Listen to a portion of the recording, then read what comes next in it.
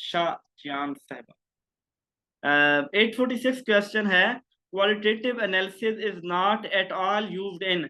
कौन सी रिसर्च है जिसके अंदर क्वालिटेटिव बिल्कुल नहीं होती, क्वालिटेटिव रिसर्च बिल्कुल नहीं होती?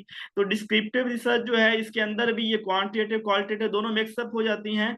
और इसके अंदर एथनोग्राफिक रिसर्च जो है उसके अंदर भी क्वालिटेटिव और सॉरी वो क्वांटिटेटिव, एथनोग्राफिक रिसर्च क्वालिटेटिव होती है। और और दूसरा एक्सपेरिमेंटल रिसर्च, ये क्वांटिटेटिव है। यानी एक्सपेरिमेंटल रिसर्च के अंदर बिल्कुल क्वालिटेटिव नहीं है। एक वाहिद रिसर्च ऐसी है, हर रिसर्च के अंदर क्वांटिटेटिव का क्वालिटेटिव का अमल दखल हो सकता है, लेकिन experimental research totally quantitative research है। ठीक है, तो यानी कौन सी रिसर्च ऐसी जिसके अंदर क्वालिटेटिव का कोई अमल दखल नहीं है, वो एक्सपेरिमेंटल रिसर्च है। हिस्टोरिकल रिसर्च भी क्वालिटेटिव होती है। Most of the beginner in research suffer from, जो रिसर्च है इसके अंदर जो बिगनर्स होते हैं वो उनको टॉपिक का ही नहीं पता होता, ये यानी उनको पता ही नहीं होता कि प्रॉब्लम क्या है, वो टाइटल क्या रखना चाहिए, मेरी मैं किस चीज के ऊपर रिसर्च करूं, कौन सा प्रॉब्लम मैं रिसर्च के लिए लूं। तो उनको इसके मामले के अंदर ब्लाइंडनेस होती है, यानी उनको प्रॉब्लम को ही नहीं पता चलता। बहुत टू मैनी प्रॉब्लम ये कोई नहीं होते, मतलब। और लैक ऑफ ट्रेनिंग, ट्रेनिंग तो बाद में होती है, पहले टॉपिक तो डिसाइड हो जाए फिर वो तो सुपरवाइजर ट्रेनिंग करवा देता है। Criteria for selecting a research problem, जब भी आपने रिसर्च का प्रॉब्लम सिलेक्ट करना है तो आपने ये देखनी है कि वो नोवेलिटी हो, मतलब नया टॉपिक हो, ऐसा टॉपिक हो जिसके ऊपर पहले काम ना किया गया हो, वो टॉपिक हमने लेना होता है। यानी हमने, जैसे मैंने कहा कि पहिया हमने दोबारा दरियाफ्त नहीं करना, हम एक काम जो पहले बार बार हो चुका है, मैं उसके लिए अपनी सारी हिम्मत उस काम करने लगाऊं जिसको तो पहले प्रिपेयर है, ठीक है, नए काम के ऊपर करूं। अच्छा आगे है स्टिमुलस रिस्पॉन्स, ये साइकोलॉजी का सवाल यहाँ पे आया है। Stimulus response theory was propounded by, कौन सी थ्योरी है जिसको स्टिमुलस रिस्पॉन्स थ्योरी कहा जाता है? जी थॉर्नडाइक की trial and error theory by Thorndike, इसको जो है वो स्टिमुलस रिस्पॉन्स थ्योरी भी कहा जाता है। फेस टू फेस कन्वर्सेशन, जहां कोई बंदा आमने सामने बैठ के गुफ्तगू करता है, in which the interviewer assess the capability of interviewee, जिसके अंदर जो इंटरव्यू लेने वाला है वो इंटरव्यूई भी जो इंटरव्यू देने वाला है उसकी कैपेबिलिटी को असेस करता है। ये क्या होता है, इसे इंटरव्यू बोलते हैं, आप लोग ठीक समझे, इसे इंटरव्यू बोलते हैं कि जिसके अंदर एक इंटरव्यूअर होता है और एक इंटरव्यूवी होता है।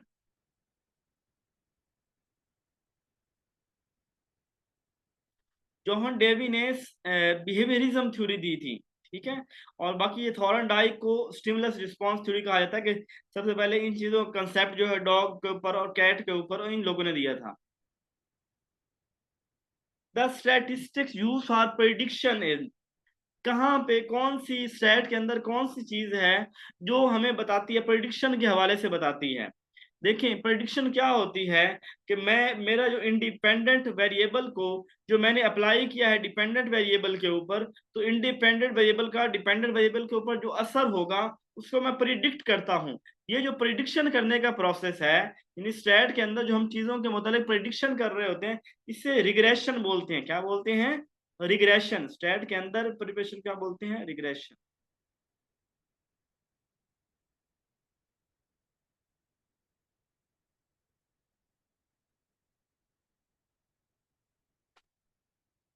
बहरहाल देखें हम ना, अगर देखें एजुकेशनली लिहाज के देखें ना, मैं जो कि अब बड़े बच्चों से वास्ता है, दो यहाँ पे अपनी परसेप्शन बताऊंगा।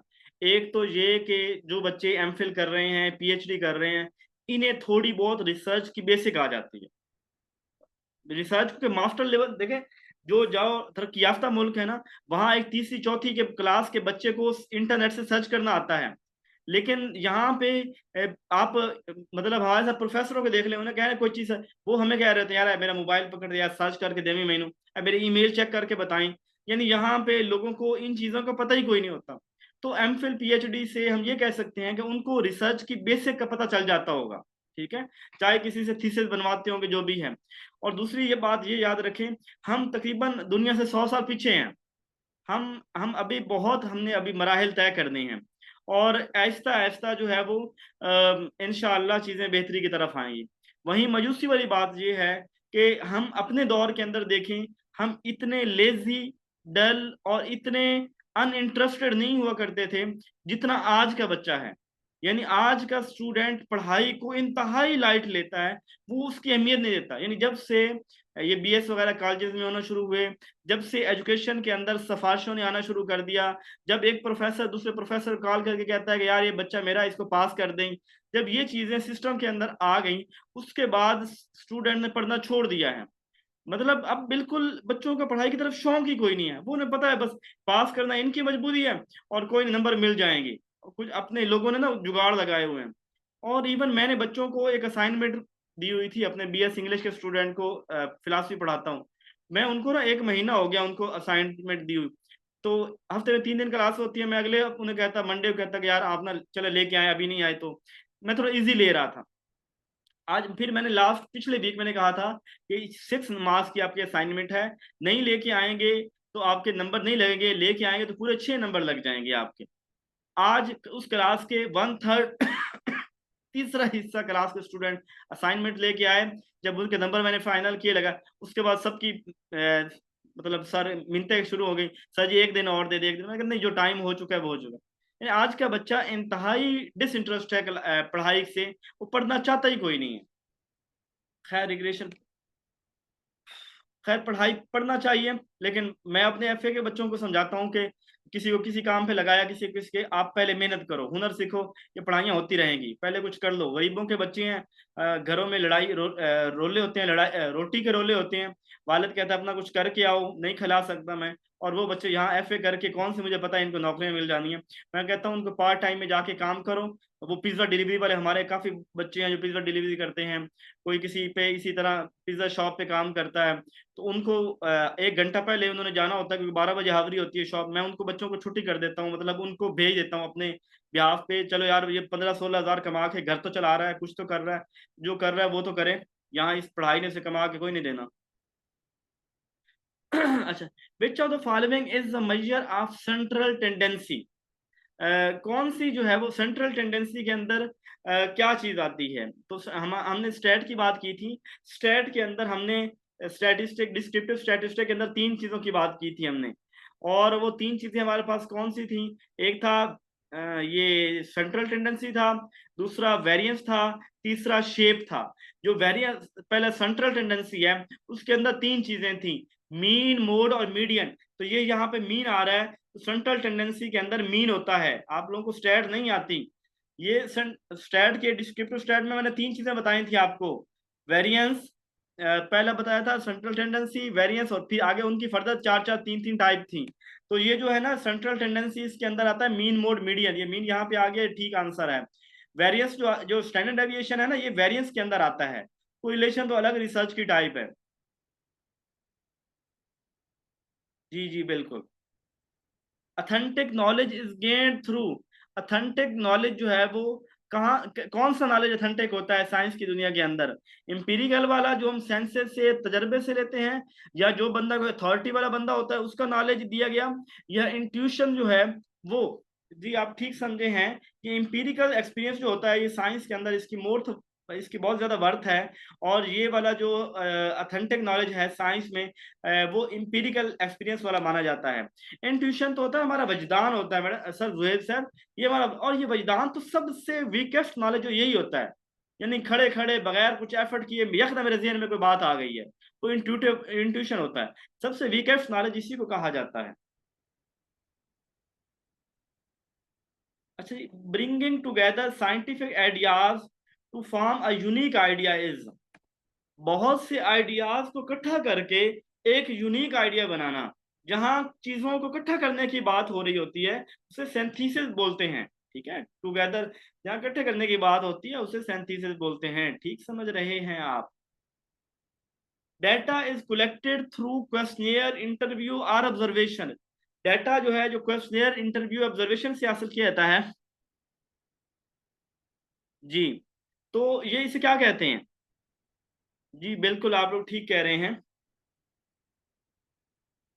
जो होता है ना ये इम्पीरिकल, इम्पीरिकल को कहते हैं यानी कि जो हम नॉलेज सेंसेस से लेते हैं। और यानी मैंने चखा, मैंने सूंघा, मैंने टच किया, मैंने देखा, मैंने सुना। अब सेंसेस का इस्तेमाल करके मैं कोई काम कर रहा हूँ, बेसिकली मैं तजर्बा भी कर रहा हूँ, ये एक्सपीरियंस भी होता है। ठीक है, जुहेब साहब क्या हो गया आपको, क्यों इस तरह के जवाब दिए जा रहे हैं?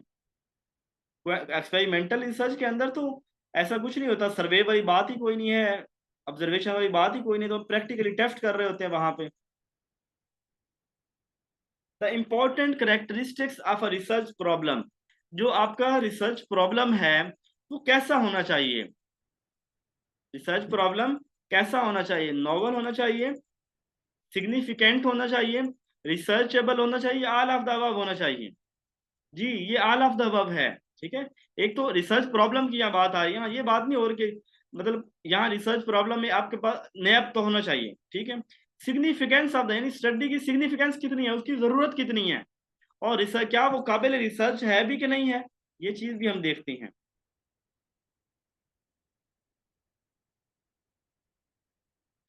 Representation of same proportion of an individual in a sample subgroup they exist in population is called।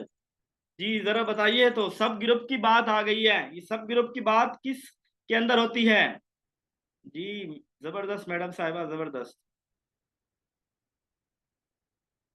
जो सब ग्रुप की बात होती है ना, स्ट्रेटा के अंदर होती है। ठीक है ना, सब ग्रुप की बात स्ट्रेटा के अंदर होती है। तो यहाँ पे आ गया कि वो जब किसी सेम प्रोपोर्शन भी लेते हैं भाई, ग्रुप बनाते हैं, सब ग्रुप बनाते हैं, और सेम प्रोपोर्शन उसके अकॉर्डिंग हम ले लेते हैं, ये स्ट्रेटिफाइड सैंपलिंग होता है। What type of remain historical research can find, जब आप हिस्टोरिकल रिसर्च फाइंड कर रहे होते हैं तो उसके अंदर आप किस तरह की चीजों से डाटा लेते हैं?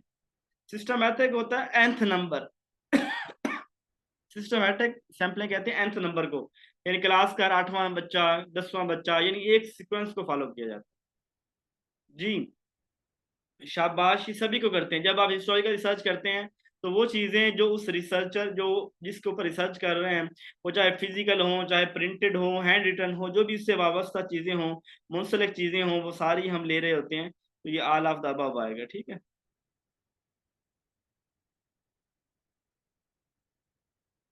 What is true about hypothesis, they are merely happy accident, के ये जो है ना ये हैप्पी एक्सीडेंट के लिए है। दे आर ऑलवेज टेस्टेड, कि इसको हमेशा टेस्ट किया जाता है। All of the above, none of the above. जी बिल्कुल, आप सारे जबरदस्त बता रहे हैं, शुक्रिया, कि इसको हमेशा टेस्ट किया जाता है। ठीक है, हाइपोथेसिस को हमेशा टेस्ट किया जाता है। जी, what is the difference between research hypothesis and null hypothesis? Research hypothesis, null hypothesis में क्या डिफरेंस है, जरा बताइएगा। मैं इसका एंड वाले ऑप्शन से पढ़ रहा हूँ। Research hypothesis tested using qualitative method, क्या कभी हाइपोथेसिस क्वालिटेटिव मेथड से टेस्ट हुई है? क्वालिटेटिव मेथड तो हाइपोथेसिस के लिए होता ही नहीं है, वो तो क्वांटिटेटिव होता है, क्योंकि हाइपोथेसिस एक्सपेरिमेंटल रिसर्च के अंदर होती है। ये तो हो गया गलत। सी में देखें, a research hypothesis is based on previous research while a null hypothesis not। बात ही गलत की हुई है कि रिसर्च हाइपोथेसिस प्रीवियस होती है और नल जो है ना वो नॉट, ये क्या लिखा हुआ, ये भी गलत हो गया। बी को देखते हैं, research hypothesis predict no relationship between variable, ये क्या बात हुई भाई, नो रिलेशनशिप तो नल हाइपोथेसिस में होता है, ये कह रहा है रिसर्च में, ये भी गलत हो गया। तो पहला ऑप्शन क्या है, रिसर्च हाइपोथेसिस प्रिडिक्ट रिलेशनशिप, यानी उनके अंदर रिलेशनशिप होता है, वो बताते हैं कि रिलेशनशिप है, और नल के अंदर नहीं होता। क्लियर हुआ सबको? नाजिया, आप गलत बता रही हैं। अच्छा जी, what is the difference between internal and external validity in research? Research के अंदर जो इंटरनल और एक्सटर्नल वैलिडिटी होती है वो क्या होती है? जी जरा बताइए। क्या internal validity refer to generalizability? बिल्कुल नहीं। इंटरनल वैलिडिटी तो उसके अंदर चेक करने के लिए होती है कि वो चीज कितनी ठीक है, वो उस चीज की जनरलाइज की बात एक्सटर्नल वाले करते हैं कि इसको, इस रिजल्ट्स को हम बड़े कहाँ कहाँ अप्लाई कर सकते हैं, तो एक्सटर्नल के अंदर होता है। इंटरनल के अंदर ऐसा नहीं होता, इंटरनल जो है वो हमारा एक्यूरेसी होता है, और एक्सटर्नल जो है वो उसकी जनरलाइजेबिलिटी की बात होती है। ये तो हो गया गलत। दूसरा देखो, internal validity refer to the accuracy of study, ठीक है, और एक्सटर्नल रेफर टू जनरलाइजेबिलिटी, ये वाला ठीक ऑप्शन है। B option is correct. Which of the following is the common sampling method in educational research. Education के अंदर जो है कौन सा मेथड है जो कॉमन है, यानी वो कॉमन सैंपल मेथड यूज होता है, बाकी नहीं यूज होते, सिस्टमैटिक स्ट्रेटिफाइड नहीं यूज होता। सारे ही होते हैं, ठीक है। जो होती है ना हमारी वो दूसरे वाली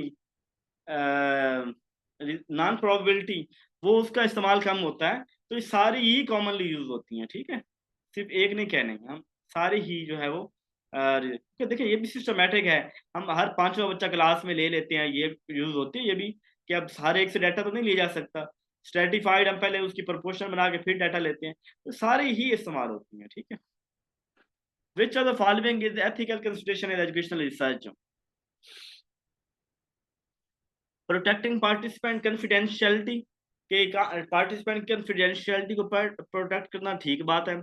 यूजिंग कन्वीनियंस सैम्पलिंग, ये कौन सी बात है, इसका क्या ताल्लुक है एथिक्स के साथ कन्वीनियंस सैम्पलिंग करें।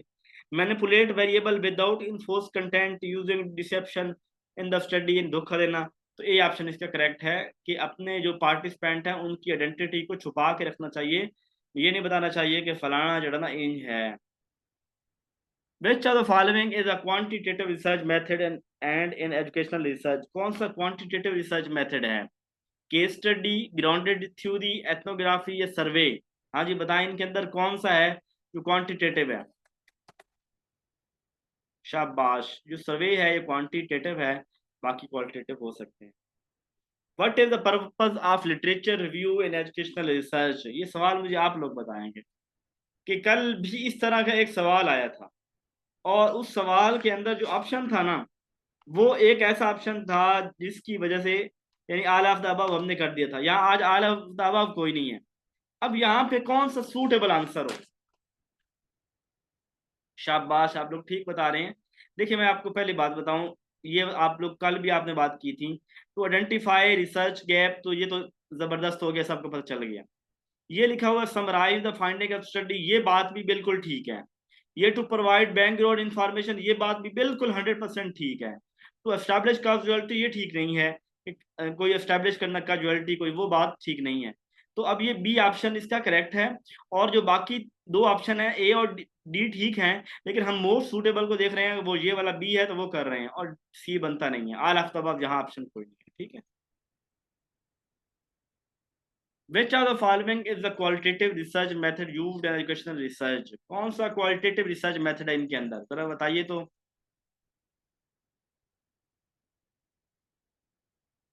और डी वाली मैडम गलत बता रहे हैं, डी वाले गलत हैं। डिस्क्रिप्टिव जो होता है इसको सर्वे, इसको क्वांटिटेटिव होती है, बस सम टाइम ये क्वालिटेटिव हम कर लेते हैं जब हम इंटरव्यू ले लेते हैं, लेकिन ये 70-90% जो डिस्क्रिप्टिव रिसर्च होती है क्वांटिटेटिव होती है, ठीक है।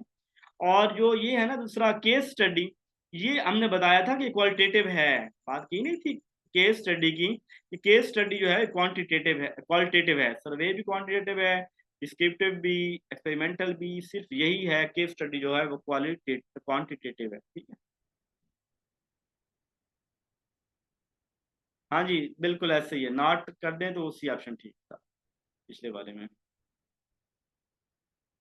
What is the difference between reliability and validity? Reliability और वैलिडिटी के अंदर क्या फर्क है? Reliability refer to the consistency of measurement, बिल्कुल ठीक है। Validity measure refer to the accuracy of the measurement, ये भी ठीक है। यानी वैलिडिटी एक्यूरेसी की बात करता है, रिलायबिलिटी कंसिस्टेंसी की बात करती है। बाकी देख लीजिएगा भाई, यही घुमा फिरा के लिखे हुए हैं ऑप्शन, ठीक है। थकावट हो रही है मुझे, तो कोशिश करते हैं जितने सवाल मैक्सिमम हो जाते हैं। मेरा इरादा ये है कि आज 920 तक हमने करने हैं, अल्लाह हिम्मत देगा। विच of the following is a potential limitation, क्योंकि आज मेरे मुसलसल पीरियड रहे हैं कॉलेज में ना।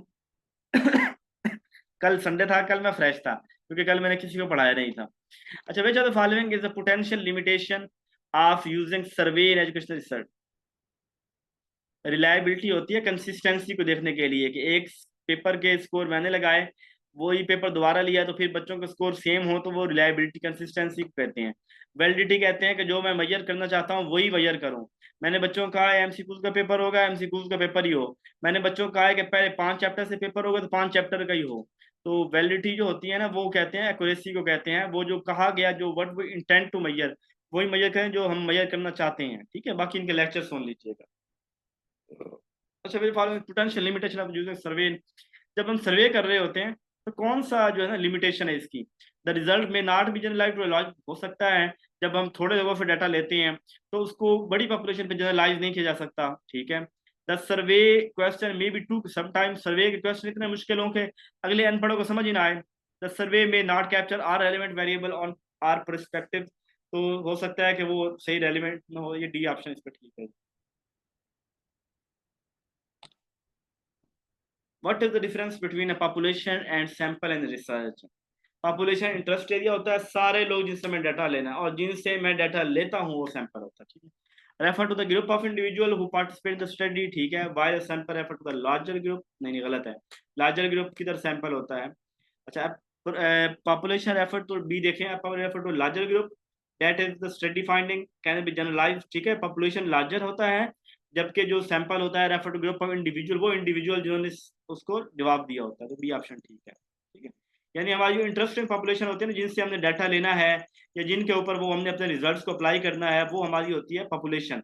और जो जिन लोगों से डाटा लेते हैं, जिनसे जो हमें सैंपल मिलते हैं, उन्हें हम सैंपल बोलते हैं। What is the research variable. Variable क्या करता है, a factor that can influence the outcome of study. Variable जो होते हैं ये आउटकम को चेंज करते हैं रिसर्च की। पार्टिसिपेंट इन द स्टडी, ये कौन सा, जरा बताइए तो। थ्योरेटिकल तो थ्योरी, इसका मैं खुद ही बता देता हूँ जल्दी से, मैं बता दूं, कोई दो तीन तो बंदे बता दें। ये ऑप्शन ही ठीक है, ठीक है ना। यानी जो वेरिएबल होते हैं ना, वही होते हैं ना जो इन्फ्लुएंस करते हैं रिसर्च के ऊपर। वो कुछ ना कुछ फाइंड करके दे देते हैं। Lowest level of cognitive domain, cognitive के अंदर सबसे लोवेस्ट लेवल कौन सा है। ये ठीक कह रहे हैं, ब्लूम टेक्सोनोमी की, बेंजामिन ब्लूम की जो है वो 1956 में जो कॉग्निटिव डोमेन दी थी, उसके अंदर सबसे लोवेस्ट लेवल जो है वो नॉलेज है। What is the proposal of a research, purpose of research proposal. जो आप ये प्रपोजल लिखते हैं इसका मकसद क्या होता है, कि रिसर्च गैप को करना, आइडेंटिफाई करना, थ्योरेटिकल फ्रेमवर्क का स्टडी को आता है, प्लान ऑर्गेनाइज रिसर्च प्रोजेक्ट को, एनालाइज डाटा, क्या कहते हैं जी। ए भी गलत है, बी भी गलत है, बी भी गलत है, गलत है, गलत है, बी गलत है, सी ठीक है। देखिए, जो आइडेंटिफाई रिसर्च गैप एंड, ये तो हमारे लिटरेचर रिव्यू का पर्पज ये होता है, ठीक है। To provide a theoretical framework, ये या तो ये हम कहते हैं थ्योरेटिकल फ्रेमवर्क, पूरी थ्योरी हमें बता दें किसी चीज की बड़ी डिटेल के अंदर बात करना, या ये बेसिक रिसर्च के अंदर होता है, या ग्राउंडेड के अंदर होता है, या रिसर्च प्रोजेक्ट के रिपोर्ट के अंदर होता है, थीसिस के अंदर होता है। थीसिस के अंदर हम एक थ्योरी की तरह चीजों को बड़ा थ्योरेटिकल फ्रेमवर्क में दे रहे होते हैं। प्लान कर प्रपोजल के अंदर हम प्लानिंग कर रहे होते हैं, भाई मैंने करना क्या है रिसर्च के अंदर, ठीक है, प्लानिंग कर।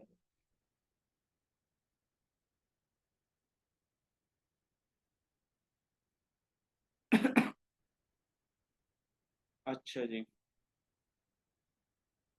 बच्चा the following is, research report की बात आ गई है, तो ये थ्योरेटिकल फ्रेमवर्क होता है, ठीक है। यानी जो रिसर्च रिपोर्ट होती है ना, ये मुकम्मल एक थ्योरी की सूरत में गैप नहीं फाइंडिंग करते, तो present the finding of the research project.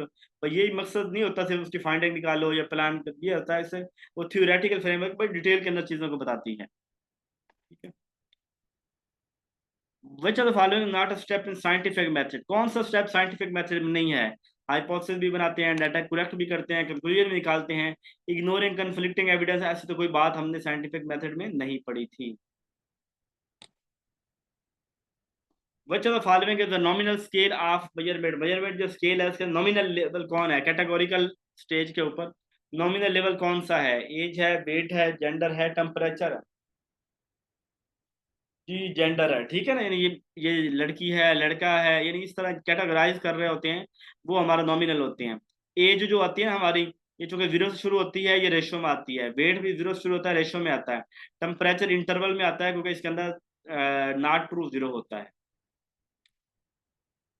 What is the difference between basic research and applied research. Basic के अंदर अप्लाई करते हैं, यानी थ्योरेटिकल करते हैं काम, और अप्लाइड के अंदर प्रैक्टिकल करते हैं, ठीक है। इस theoretical aim to generate knowledge while applied, ये वाला यही वाला ही होगा, ठीक है ना। एक के अंदर हम थ्योरी डेवलप कर रहे हैं और दूसरों के अंदर हम, अच्छा जी। What is the purpose of action research, action research के अंदर हम क्या कर रहे होते हैं, किसी मसले को सॉल्व कर रहे होते हैं, और इमीडिएट फौरी तौर पर मसले को सॉल्व कर रहे होते हैं, तो यानी to improve a specific problem और issue in the particular setting using data and analysis to guide the process, कि हम किसी मसले को सॉल्व करते हैं। To test the hypothesis research, ये एक्सपेरिमेंटल के अंदर होता है। टू जनरेट न्यू नॉलेज, ये बेसिक रिसर्च के अंदर होता है, नए नॉलेज को जनरेट करना। टू एवेलुएट, ये द इफेक्टिवनेस, ये इनोवेशन के अंदर होता है, और वो एवेल्यूएशन के अंदर। तो ये पहले वाला होगा, ठीक है। What is the difference between quantitative and qualitative research? Quantitative research जो होती है वो क्या होती है, न्यूमेरिकल होती है, बिल्कुल। क्वांटिटेटिव रिसर्च न्यूमेरिकल होती है, और जबकि क्वालिटेटिव रिसर्च जो होती है वो नॉन न्यूमेरिकल डाटा इंटरप्रेट होता है। ये ऑप्शन ठीक है, ये वाला ऑप्शन ठीक है। What is the following is an example of Likert scale? Likert scale के कौन सी एग्जांपल यहाँ पे हो सकती है, जरा बताइए। तो जिन लोगों ने रिसर्च किया उन्हें तो पता होगा, लिकर्ट स्केल जो सर्वे रिसर्च की है। जी बिल्कुल, सी है, ठीक है। एग्री, डिसएग्री, स्ट्रांगली एग्री, ठीक है। ये वाला जो है ना वो हमारे लिकर्ट स्केल के अंदर आता है। What is the which of the following is an example of quasi experimental design? ये वही बता सकेंगे जिन लोगों ने एमफिल का थीसिस किया है और उन्होंने एक्सपेरिमेंटल रिसर्च रखी हुई थी, बाकियों को पता कोई नहीं चलना इसका। तो किसके ऑप्शन है, किसके option?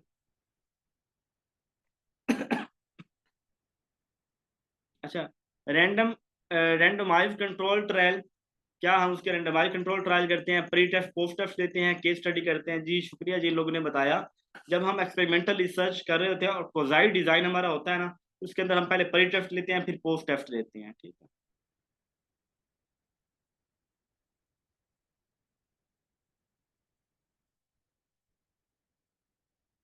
Correlation research is used to, correlation research कहाँ यूज होती है? ये चीजों को रिलेशनशिप फाइंड करने के लिए होती है ना। तो यहाँ पे देखें, मेक अ डिग्री, ये एसोसिएशन, ठीक है ना, एसोसिएशन बताती है। यहाँ ये वाला ना, ये इसकी तरफ भूल के नहीं जाना। Establish a relationship between variable, कि कोई रिलेशनशिप उनके दरमियान बनाना, बनाना नहीं है, रिलेशन तो ऑलरेडी है। हमने चेक करना है कि वो रिलेशनशिप कितना है, एसोसिएशन कितनी है, ये देखना होता है। एक्सप्लेनेटरी रिसर्च के अंदर हम क्या करते हैं, चीजों को एक्सप्लेन करते हैं ना। To find relationship, to cause and effect, to investigate, investigate तो होता है एक्सप्लोरेटरी रिसर्च के अंदर। कॉज एंड इफेक्ट का जो कंपैरेटिव के अंदर होगी, सिर्फ यहाँ पे जो फाइंड रिलेशनशिप है यही हम बात करेंगे एक्सप्लेनेटरी रिसर्च के अंदर।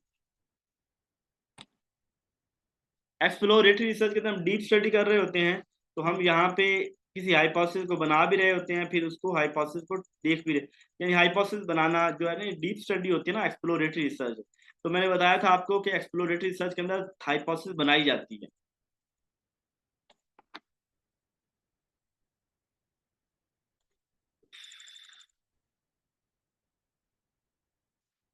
A researcher wants to investigate the relationship between student test score and their study habits.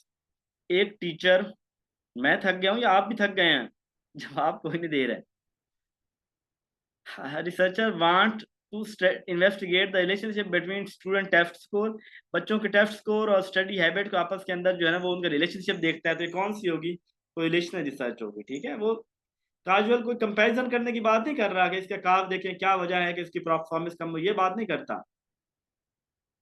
यानी ये बात नहीं कर रहा कि उसकी, वो सिर्फ ये बात कर रहा है कि उनका रिलेशनशिप बताएं। What is a positive correlation? Positive correlation क्या होता है? जब हम एक चीज बढ़ रही है दूसरी साथ बढ़ रही है ना, उसे पॉजिटिव कोरिलेशन कहते हैं। यानी एक चीज में, यानी अगर एक वेरिएबल इंक्रीज हो रहा है तो दूसरा भी इंक्रीज हो, ठीक है, इसे हम क्या कहते हैं, पॉजिटिव कोरिलेशन। एक वेरिएबल यानी डायरेक्टली प्रोपोर्शनल टाइप होती है। जैसे मैं कहता हूँ कि अगर आप मेहनत करोगे तो आप क्लास में अच्छे नंबर लोगे। अब ये एक चीज, आपकी मेहनत आप बढ़ाएंगे तो आपके नंबर बढ़ेंगे। तो ये वाला जो है ना ये पॉजिटिव कोरिलेशन होता है, ठीक है। इसका ऑप्शन ये है, एक वेरिएबल इंक्रीज होगा तो दूसरा भी इंक्रीज होगा। न्यूटन लॉ, न्यूटन लॉ के क्या है ये? न्यूटन के लॉ एक्शन रिसर्च है, अप्लाइड है, फंडामेंटल है, डिस्क्रिप्टिव है?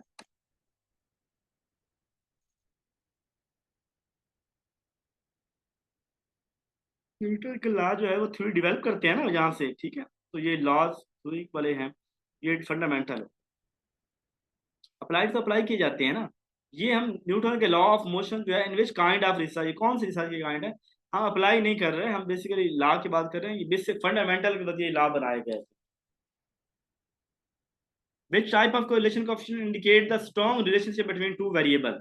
जब दो वेरिएबल के दरमियान स्ट्रॉन्ग रिलेशनशिप होगा तो उनकी वैल्यू क्या होगी? क्या उनकी, क्योंकि हमने कहा था कोरिलेशन रिसर्च के अंदर वैल्यू कहाँ से कहाँ तक होती है, -1 से +1 तक होती है।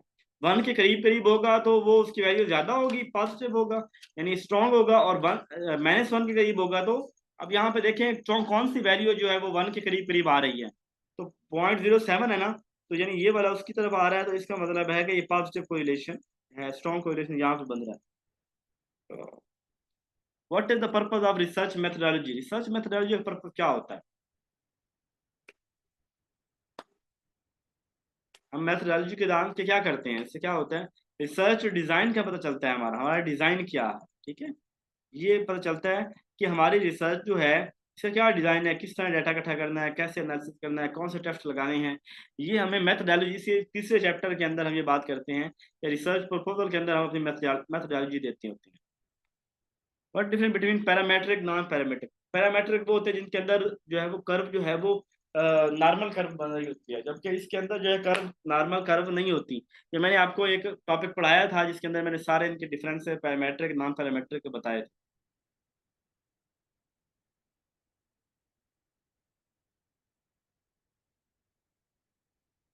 What is the purpose of a t test? T test के अंदर हम क्या करते हैं, मीन्स को आपस के अंदर क्या उनका डिफरेंस बिटवीन टू मीन्स, यानी दो मीन्स का आपस के अंदर डिफरेंस को फाइंड कर रहे होते हैं, ठीक है।